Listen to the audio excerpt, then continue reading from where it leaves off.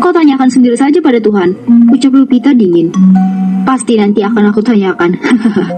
Pria itu terkekeh. Apanya yang lucu? Malah tertawa. Wajahmu yang lucu terlihat menggemaskan. Hahaha.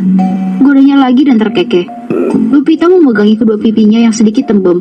Kau ketawain pipiku yang tembem ya? Mata Lupita melotot pada pria itu dan disambut gelak tawa olehnya. Hahaha. Ini orang kenapa ketawa mulu sih? Apa masa kecilnya kurang bahagia ya? Masih gerutu dalam hati. Siapa namamu? Tanyanya lagi. Apa sepenting itu sebuah nama?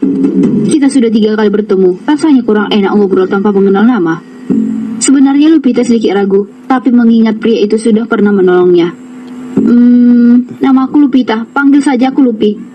Lupita, nama yang bagus. Pria itu mengambil batang rokok dalam saku jaketnya dan mulai menyalakan pemanti. Rokok sudah berada dalam jemarinya. Ia menghisap dalam rokok itu. Maaf, aku merokok. Lupita seperti tersihir dengan wajah tampan pria di sampingnya. Ia terus memandanginya tanpa berkedip dengan bibir menganga. Hei, jangan bengong. Ayam tetanggaku mati kesambet karena bengong. Tiba-tiba Lupita tertawa terbahak. Ternyata pria tampan dan dingin sepertimu bisa bercanda juga ya, ucapnya tiba-tiba. Dan namamu siapa? Tanya Lupita. Ia sudah bisa tertawa lepas dan bicara tidak canggung lagi pada pria itu. Panggil saja aku Harlan. Loh, kok namamu kayak nama orang sini? Kupikir namamu Jackson, William, Alfred. Ya, seperti nama-nama orang luar gitu, sesuai dengan wajahmu. Aku besar di sini, ibu angkatku yang memberikan nama itu. Kau memiliki ibu angkat? Apakah ia sangat menyayangimu? Tentu saja ia sangat menyayangiku. Aku sudah seperti anak kandungnya sendiri. Lupita tertunduk sedih. Ia memainkan jemari tangannya di bawah pangkuan. Mendengar kata ibu, ia teringat akan almarhumah orang tuanya. Kenapa diam? Di mana kedua orang tuamu? Lupita menggeleng pelan. Wajahnya masih tertunduk sedih. Kedua orang tuaku sudah tiada. Mereka meninggal dalam kecelakaan. Kau anak yatim piatu? Tanya Harlan tak percaya. Lupita mengangguk kuat. Tak terasa, kristal bening sudah menetes begitu saja di pipinya. Harlan menoleh wajah Lupita setelah ia menghabiskan rokoknya. Kau menangis? Lupi, maaf kalau pertanyaanku membuatmu sedih. Menatap dalam wajah Lupita. Maafkan aku tidak bermaksud mengingat masa lalumu. Tidak apa-apa kok, Pak. Lupita tersenyum sambil mengusap air mata. Aku hanya teringat ayah dan ibuku. Duk, hati Harlan begitu sakit. Ia begitu terharu melihat kesedihan gadis di depannya. Ia pun sama seperti Lupita, tidak memiliki kedua orang tua lagi. Kita memiliki kesamaan. Maksud Bapak, kesamaan dalam hal apa? Hei, jangan panggil Bapak, aku masih muda. Panggil saja Mas. Maaf, kedua orang tuaku pun sudah meninggal sejak usiaku 10 tahun. Apakah mereka sakit? Tanya Lupita memberanikan diri. Mengingat kedua orang tuanya, wajah Harlan berubah murung. Kedua orang tuanya meninggal ditembak mati oleh musuh ayahnya. Bila mengingat itu, membuat Harlan trauma. Beruntung pamannya mengasingkan dirinya pada pengasuhnya Maisah ke Indonesia. Bila tidak, mungkin ia juga menjadi korban kebiadaban musuh ayahnya. Tiba-tiba suara petir menyambar dan menjatuhkan seng di atas atap, membuat suara kegaduhan. Lupita terpekik. Au! Sambil menutup kedua telinganya. Harlan beranjak dari duduknya dan berjalan ke samping warung. Ia memindahkan seng yang terjatuh di tanah. Kamu apakan seng itu? Disingkirkan, biar tidak mengenai banyak orang. Ini sangat berbahaya. Tapi ini masih hujan, biarkan saja di sana. Nanti pamanku yang memindahkan. Tapi Harlan tidak mau mendengar perintah Lupita. Ia terus mengangkat seng-seng yang terjatuh itu dan membawanya ke belakang warung. Hujan masih deras, kilatan petir masih menyambar. Harlan tidak peduli dengan air hujan yang mengguyur tubuhnya. Melihat Harlan basah dengan air hujan, Lupita masuk ke dalam warung dan mencari handuk kecil untuk diberikan pada Harlan. Ambillah handuk ini, rambutmu basah nanti kau sakit bila tidak dikeringkan, ujar Lupita penuh pengertian. Harlan tersenyum dan berkata dalam hati, gadis ini begitu perhatian, selain manis, ia juga baik hati. Mas, apa perlu aku buatkan kopi lagi? Tidak usah, sebentar lagi aku juga sudah mau pulang. Dengan handuk kecil di tangannya, Harlan mengelap wajah dan rambut coklatnya. Berapa usiamu? Aku baru 19 tahun, 3 bulan lagi genap 20 tahun. Kenapa kau tidak mencari pekerjaan? Tanya Harlan masih mengusap rambut basahnya dengan handuk.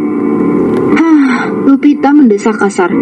Aku sudah berkali-kali melamar pekerjaan, tapi tidak pernah mendapatkan panggilan. Keluar masuk perusahaan mencari lowongan pekerjaan, tapi hasilnya nihil. Perusahaan banyak membutuhkan lulusan sarjana minimal S1, sementara aku hanya lulusan diploma. Jadi, kau sempat kuliah? Iya, hanya sampai D3 saja. Lulusan apa? Arsitek. Padahal perusahaanku sedang membutuhkan arsitek. Kenapa ia tidak melamar saja di perusahaanku? Batinnya. Setahuku ada perusahaan asing yang baru sedang membutuhkan tenaga kerja arsitek. Kalau nggak salah, perusahaan itu namanya Vandeles. Oh, perusahaan Vandeles. Aku sudah pernah melamarnya di sana, tapi sepertinya aku ditolak. Sampai sekarang pun tidak ada kabarnya. Kau tahu tidak? Waktu itu motormu menyiprat bajuku sampai kotor. Itu aku habis melamar di perusahaan Vandeles. Jadi kau sudah pernah melamar di sana? Wajah Harlan berubah jadi datar. Lupita mengangguk kuat. Siapa nama panjangmu? Siapa tahu aku punya kenalan orang dalam dan bisa memasukkanmu kerja di sana. Apa Mas kerja di sana juga? Tanya Lupita penuh selidik. Aku tidak bekerja di sana. Aku bekerja sebagai kurir. Ya, maklumlah, cuma lulusan SMA. Ujarnya berdusta. Lupita menatap tak percaya kalau Harlan hanya lulusan SMA. Sebenarnya, saat ia tinggal sama Maisa hanya tamatan SMA. Tapi selama 2 tahun, ia tinggal di Belanda. Harlan sekolah lagi di perguruan tinggi. Karena ia pintar dan memiliki kecerdasan di atas rata-rata, ia mampu menyelesaikan kuliahnya. Harlan mengambil ponselnya. Siapa nama panjangmu? Biar aku bisa menghubungi temanku. Lupita Aryani. Lupita melihat ponsel Harlan dengan merek luar. Ia tahu ponsel itu sangatlah mahal dan limited edition. Melihat Lupita memandangi ponselnya, Harlan jadi salah tingkah. Ya ampun, ini ponsel bosku. Tadi ia menyuruh aku membawanya ke kantor. Di jalan malah kehujanan dan aku malah mampir ke warung kopimu. Hahaha. Harlan terkekeh menutupi kebohongannya. Ya Allah, itu kan ponsel mahal loh mas. Gak takut hilang? Takutlah, aku akan membawanya hati-hati. Harlan memasukkan kembali ponsel itu ke dalam saku bajunya. Hujan sudah reda, aku harus pergi. Takut bosku marah kalau aku tidak antar ponselnya. Oh iya mas, ini uang buat bayar kopi. Harlan menyodorkan uang lembaran 100.000, 5 lembar. Gak usah mas, gratis saja. Kau sedang jualan, aku tidak ingin digratiskan. Ambillah ini. Harlan menarik tangan Lupita dan menaruh di telapak tangannya. Mata Lupita terbelalak. Hah? 500.000? Mas ini banyak sekali. Harga kopi cuma 4.000 kok. Ambil saja kembaliannya untukmu. Tadi aku habis dapat bonus dari bosku. Harlan langsung pergi begitu saja, meninggalkan Lupita yang terlihat bingung. Apa nggak salah nih orang bayar kopi 500.000? Ini rezeki paman. Lupita tersenyum sumringah.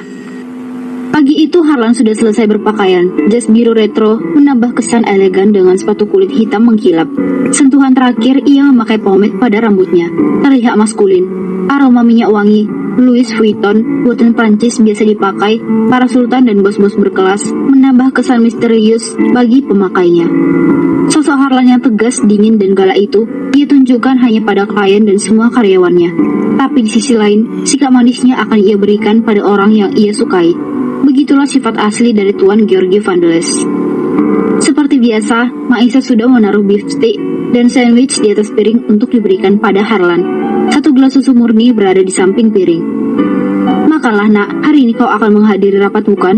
Iya mak, kau tidak perlu berkeliling Jakarta lagi. Urus perusahaanmu, ini perusahaan perdanamu di Jakarta. Mak gak mau kau melupakan identitasmu Lan. Mak tenang saja ya, aku bisa tempatkan diriku di mana saja. Aku tidak pernah lupa posisiku sebagai seorang Georgi Vandeles dan juga sebagai Harlan. Ini dua karakter yang berbeda mak. Georgi seperti yang mak lihat sekarang. Kalau sosok Harlan adalah pria sederhana. Ujar Harlan sambil memasukkan potongan beef steak ke mulutnya. Maisa menghela nafasnya panjang. Ya sudah, terserah kau saja. Yang terpenting kau bisa jaga diri di negara orang. Tentu saja mak. Will, siap tuan. Tolong kau belikan ponsel harga di bawah 2 jutaan. Hah? Apa aku nggak salah dengar tuan? William membelalakkan matanya. Untuk siapa ponsel murah itu tuan? Gak usah banyak tanya, belikan saja sesuai perintahku. Apa kupingku bermasalah? Mulai kapan tuan muda tertarik dengan ponsel murahan kayak gitu? Bukankah ia memiliki koleksi ponsel yang harganya ratusan juta? William membatin, ia masih tercengang dan dibuat bingung oleh tuannya. Will? Iya tuan, kau sedang memikirkan apa? Cepat habiskan makananmu, kita harus cepat sampai kantor. Perintah Harlan mengambil gelas susu dan meminumnya habis. Aku berangkat dulu mak. Mencium kening dan punggung tangan Maisa. Hati-hati di jalan nak, semoga harimu bahagia. Maisa mengelus lembut kepala Harlan. Berbeda dengan William yang notabene asli orang Belanda dan tinggal besar di sana, tidak ada cium tangan pada orang tua karena memang begitu tradisi budaya orang barat. Mobil sudah meninggalkan kediaman Harlan. Mereka menuju perkantoran baru milik Harlan yang berada di daerah Kuningan, Jakarta. 1,5 jam perjalanan, mobil sampai di depan gedung perkantoran. Harlan turun setelah bodyguard membukakan pintu. Ia didampingi asistennya William masuk ke dalam perkantoran berlantai 15 itu. Sambutan hangat dari para karyawan dan jajaran penting di perusahaan hadir dan berdiri memberikan sambutan. "Selamat datang Tuan Presdir." Ucapan para karyawan dan seluruh yang hadir memberikan ucapan selamat datang sambil membungkuk memberi hormat. Harlan berjalan melewati mereka dengan tatapan dingin dan sorot mata tajam. Bahkan, aura kehadirannya sangat menakutkan bagi yang melihatnya. Begitulah sosok Harlan yang misterius. Ia tidak ingin kehidupan pribadinya terganggu, apalagi sampai dunia luar tahu siapa ia sebenarnya. Seorang pria pewaris tunggal perusahaan permata dan berlian terbesar di Belanda, negara asalnya, ia sangat menutup rapat soal itu. Ia berjalan menuju lift, diikuti belasan para bodyguard di belakangnya. Harlan masuk ke dalam kantor pribadinya. Ruangan yang luas dengan karpet merah sebagai lantainya. Cat putih dipadu warna abu-abu terkesan sederhana, tapi romantis. Terasa nyaman bila berada dalam ruangan itu, menunjukkan sifat asli si pemilik perusahaan. "Will, panggil bagian personalia," kata Harlan yang sudah duduk di kursi presidirnya. "Baik, Tuan." William mulai menekan tombol telepon ke line bagian personalia untuk datang ke ruangan presidirnya. "Masuk." "Pagi, Tuan Presidir," membungkuk. "Kau yang mengurus lamaran pegawai?" "Iya, Tuan, dan semuanya sudah selesai. Laporan kerja dan daftar pegawai sudah saya serahkan pada asisten William." "Benar, Tuan Muda, aku sudah pernah memberikan daftar karyawan baru, tapi Tuan tidak membacanya." "Kau diam, Will, aku tidak memintamu untuk bicara." "Maaf, Tuan, kau cari nama pelamar Lupita Aryani, sekarang." "What? Tapi Tuan, surat lamaran itu sudah tertumpuk di dalam karung, karena begitu banyaknya antusias pelamar, hingga mencapai ribuan. Bagaimana aku harus mencarinya?" "Itu tugasmu, kalau kau tidak mau, lebih baik mundur sekarang." Baik Tuan, aku akan mencarinya sekarang." "Bagus, lakukan sekarang." "Maafkan saya Tuan, saya permisi." Pria bertubuh tambun itu gemetaran dan berjalan keluar setelah membungkuk. Sebenarnya, siapa yang Tuan George cari? Gumam William dalam hati. "Tuan, sebentar lagi meeting dengan para pejabat perusahaan akan dimulai. Tunggu sampai personalia menemukan surat lamaran itu," ujar Harlan. "Hah? Sepenting itukah sampai harus menunda meeting penting?" Batin William tak percaya. William terus menunggu dengan cemas. Pasalnya para pejabat terus memberi pesan di ponselnya menanyakan meeting kapan dimulai. 1 jam kemudian, kepala personalia datang dan memberikan surat lamaran yang diminta tuannya. Harlan membuka map coklat itu dan membacanya. "Hubungi wanita ini untuk bekerja di perusahaanku." "Tapi Tuan, ini hanya lulusan diploma dan belum ada pengalaman kerja. Sedangkan yang kita butuhkan S1 dengan kualitas dan pengalaman yang banyak. Untuk sementara, taruh ia sebagai pekerja magang dengan kontrakan kerja 2 tahun. "Baik Tuan." Harlan tersenyum puas, lalu ia pergi bersama William menuju ruangan meeting. Pagi itu matahari tampak cerah, secara wajah Lupita yang berseri-seri. Bagaimana tidak bahagia, Lupita mendapat panggilan kerja di perusahaan Vandeles walau sebagai karyawan magang. Dengan berjalannya waktu, sudah 1 bulan 2 minggu Lupita bekerja sebagai seorang arsitek pegawai magang. Dan untuk bekerja di perusahaan asing tidaklah mudah. Lupita harus bekerja keras dan jujur. Ia juga harus bisa bekerja sama dengan karyawan yang baru saja ia kenal dengan sifat dan karakter yang berbeda. "Lupita!" teriakan Lolita dari luar kamar. Bagi Lupita, suara keras Surti dan Lolita sudah biasa setiap harinya ia dengar. "Bisa nggak sih kalau manggil tuh nggak perlu teriak-teriak, berisik tahu." Jangan sombong lu, mentang-mentang lu udah kerja. Gue mau minta uang listrik." "Apa? Minta uang listrik? Baru bulan kemarin aku kasih ibumu uang 2 juta untuk 1 bulan. Lupi, kau pikir cukup uang 2 juta 1 bulan, hah? Listrik ini tiap hari dipakai, ya kudu dibayar tagihannya. Uang kemarin sudah habis buat kebutuhan sehari-hari. Bibi udah gak punya uang lagi. Sekarang minta uang untuk bayar listrik. Bibi keterlaluan, kan paman juga ngasih hasil dari warung setiap hari." Lu pikir cukup pemberian pamanmu? Kalau cuma ngandelin jualan kopi sama gorengan, gak bakal cukup. Belum buat bayar cicilan uang rentenir setiap hari. Kalau gak ambil uang bank keliling, kita semua gak bisa makan tahu. Ini listrik udah 3 bulan belum dibayar. Lu mau listrik mati? Mau mandi di mana kalau air mati?" Celoteh Surti panjang lebar yang membuat Lupita pusing mendengarnya. "Baiklah Bi, aku kasih, tapi benar-benar harus Bibi bayarkan untuk tagihan listrik. Kau pikir Bibi mau korupsi?" "Sebentar." Lupita menutup pintu dan berjalan ke lemari. Ia membuka sebuah laci tempat menaruh uang. "Gajiku sebulan sebagai karyawan magang hanya 5 juta. Sebulan lalu aku sudah beri Bibi 2 juta. Sisa uangku tinggal 1,5 juta buat sehari-hari. 2 minggu minggu lagi baru aku dapat gaji. Ia tampak bingung untuk membagi sisa uangnya. Padahal buat ongkos dan makan siang di kantor saja ia sangat irit. Makan pun di warteg seadanya. Ia sebenarnya sangat kesal karena bibinya sangat boros dan masih kasar padanya. Padahal Lupita ikut membantu kebutuhan sehari-hari karena ia kasihan pada pamannya yang bekerja keras hanya menjual kopi dan gorengan. Belum lagi hutang bank keliling yang pamannya ambil untuk menutupi kebutuhan di warung. Gali lubang tutup lubang, seperti itulah setiap harinya. Lupita menutup pintu lemari dan menguncinya. Ia mengambil tas kerjanya dan berjalan keluar kamar. Ini Bi, uangku tinggal buat ongkos dan makan siang sampai 2 minggu ke depan. Jadi tolong Bibi bayarkan buat listrik. Surti menerima uang dari tangan Lupita dan menghitungnya. Cuma 800. Kita harus bayar 1.800.000 untuk 3 bulan. Ya Allah Bi, Bibi pikir aku uang dari mana? Aku baru 1,5 bulan bekerja. Itu pun masih training dan hanya karyawan magang. Ujar Lupita. Ia langsung melangkah pergi berjalan ke depan, meninggalkan bibinya dan Lolita yang terus mengoceh nggak jelas. Mobil angkot sudah sampai di depan halte. Lupita naik tangga penyeberangan karena posisi perkantoran milik Vandalas ada di seberang. Untuk sampai di perusahaan harus memakai tangga penyeberangan karena tidak bisa lagi lewat jalur bawah yang melintasi roda 4 dan roda 2. Lupita sudah sampai di depan gedung perkantoran Vandalas. Pintu kaca terbuka otomatis saat orang keluar masuk. Saat Lupita sudah berada di dalam ruangan, ia menyapa dengan sopan para karyawan yang lewat. Sebuah mobil sedan hitam memasuki gedung perkantoran Vandalas. Sebelum keluar mobil, seorang pria berbicara pada asistennya. Will, saat aku masuk ke dalam gedung itu, kau suruh semua karyawan untuk menundukkan wajahnya. Tidak ada yang boleh melihat wajahku. Kalau melanggar, aku pecat hari ini juga. Memangnya kenapa Tuan? Apakah ada yang salah dengan mereka hingga Tuan membuat peraturan baru? Gak usah banyak tanya, lakukan apa yang aku perintahkan. Baik Tuan. Kenapa juga Tuan Georgi mulai aneh? Gak biasanya ia seperti ini. Apa setelah ia pulang dari Belanda membuat perubahan pada dirinya? Gumam William dalam hati. Ia keluar dari mobil dan berjalan masuk ke dalam gedung. William mulai berbicara pada bagian resepsionis dan meminjam mikrofonnya. Selamat pagi semua. Hari ini Tuan Georgi Vandalas sudah kembali dari Belanda dan akan memasuki ruangan. Diwajibkan pada seluruh karyawan yang berada di ruangan ini harus menundukkan wajahnya di saat Tuan Besar Georgi masuk ke dalam. Bila melanggar akan kami pecat. Sekian dan terima kasih. Suara bisik-bisik dari para karyawan mulai terdengar. Mereka mau tak mau harus mengikuti perintah CEO-nya sendiri daripada harus dipecat.